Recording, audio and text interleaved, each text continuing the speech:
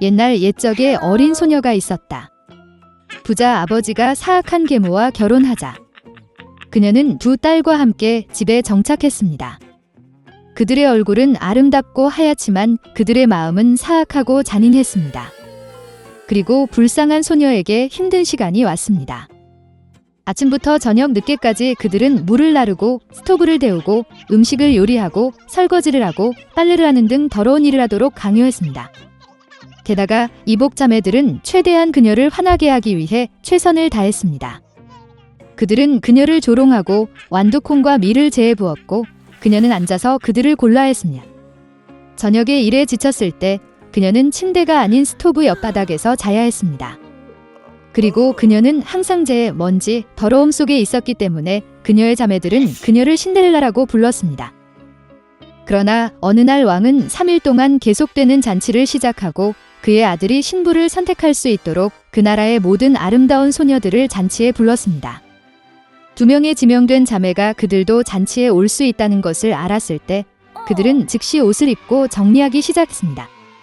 신데렐라도 춤추고 싶었지만 새엄마는 드레스도 신발도 없고 더러워서 그녀를 놓아주지 않았습니다. 그리고 사악한 계모는 재에 밀 한 그릇을 부어 신데렐라가 2시간 안에 그것을 모으면 언니들과 함께 갈 수 있다고 말했습니다. 신데렐라는 정원으로 나가서 울었다.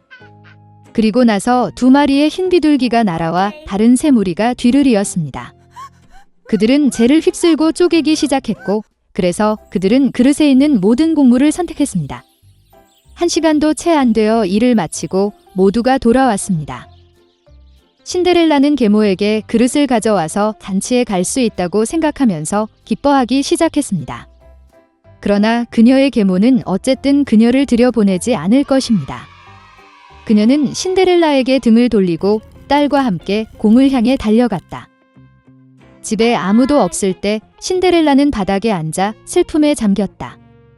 그리고 나서 2마리의 흰 비둘기가 날아와서 다른 3무리가 날아와 드레스와 신발을 벗었습니다.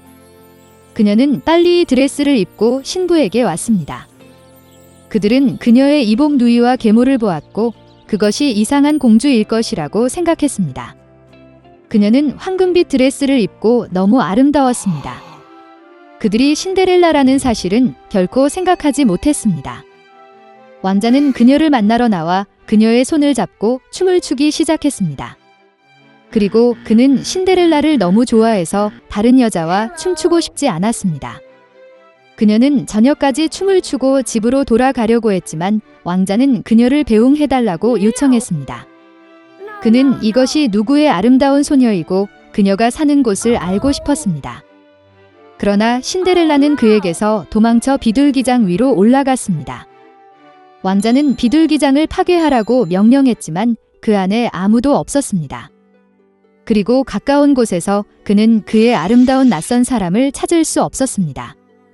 아무도 신데렐라가 그녀를 집으로 데려간 비둘기에 의해 구출되었다는 것을 짐작할 수 없었습니다. 왕자는 화가 나서 고개를 숙이고 궁전으로 갔다.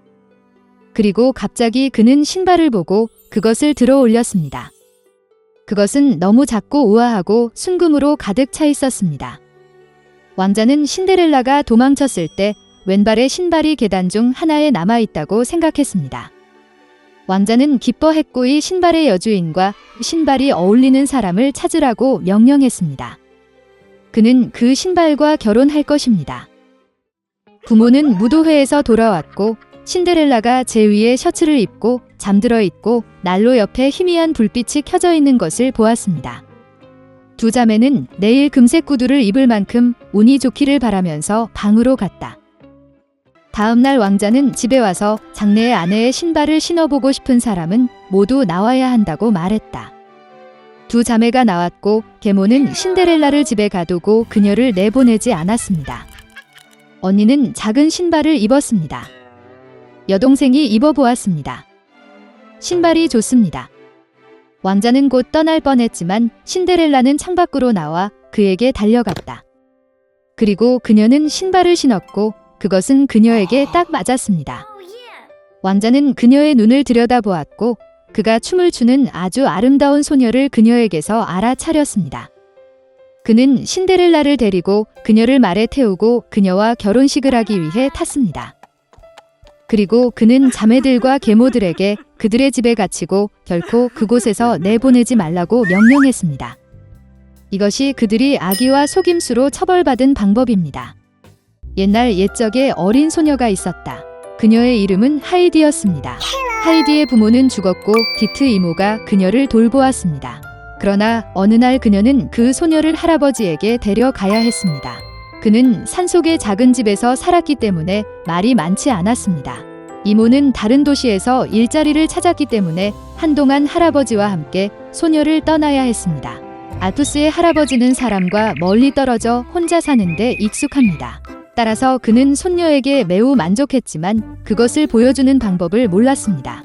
노인은 그녀를 위해 다락방에 작은 방을 마련했습니다. 하이디는 천문의 할아버지와 사랑에 빠졌습니다. 산에서의 멋진 삶이 그녀를 위해 시작되었습니다. 도착 다음 날 하이디는 할아버지의 거대한 개를 만났습니다. 그녀는 모든 자유 시간을 그와 함께 보냈습니다. 어느 날 언덕에서 개를 걷다가 초원에서 양을 돌보고 있는 베드로 목자를 만났습니다.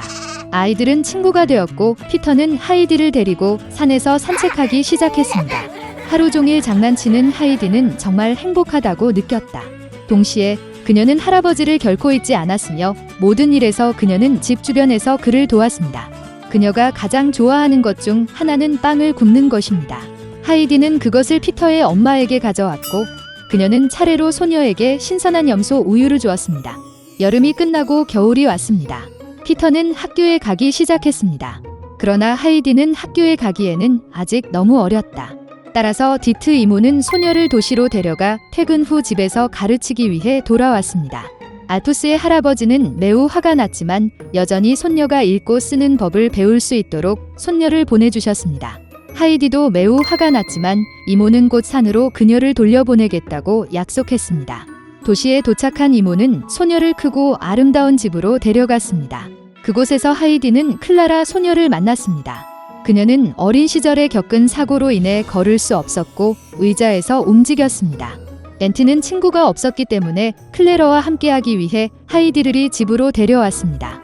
소녀들은 잘 지내고 진정한 친구가 되었습니다. 클라라는 하이디가 읽고 쓰는 법을 배우도록 도왔습니다. 새로운 장소에 익숙해진 소녀는 자유로워지기 시작했습니다. 클라라는 그녀에게 매우 애착을 갖게 되었습니다. 그러나 하이디는 산과 할아버지를 정말 그리워했습니다. 그녀는 꿈꾸는 모든 것을 가지고 있었지만 그녀는 황금 세장에 있는 것처럼 느꼈습니다. 그녀는 심지어 식사를 중단했습니다. 디트 이모는 조카가 슬퍼하는 이유를 즉시 이해했습니다. 그리고 나는 그녀를 할아버지에게 돌려보내기로 결정했습니다. 클라라는 하이디가 떠나야 한다는 사실에 매우 화가 났습니다. 그러나 이모는 클라라가 내년에 하이디를 방문할 수 있을 것이라고 약속했다. 1년 후 클라라는 하이디에 왔습니다. 그녀는 피터를 만났고 아이들은 아주 좋은 친구가 되었습니다. 그들은 산에서 많이 걸었고 신선한 공기를 마시고 자연 음식을 먹었습니다.